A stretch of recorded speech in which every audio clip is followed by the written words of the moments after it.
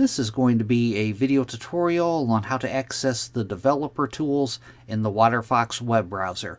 I will be using a desktop PC for this. Let me jump over to my browser here.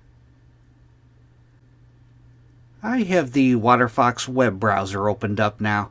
To access the developer tools in Waterfox, you want to go off to the upper right hand corner, up to the 3-bar hamburger menu. You want to click on that. Then you want to go down to where it says More Tools and click on More Tools. Now at the top up here, you can see it says Web Developer Tools. The keyboard shortcut is Ctrl plus Shift plus I. I'm going to click on Web Developer Tools, and my Web Developer Tools opens up at the bottom of the pane here.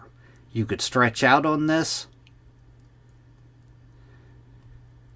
You can also go off to the right side here to this 3-dot menu, click on that, and you could dock it. Right now I have mine docked to the bottom, but you could dock it to the right, you could dock it to the left, or you can open it in a separate window. That is how to access the developer tools in the Waterfox web browser. Thanks for watching.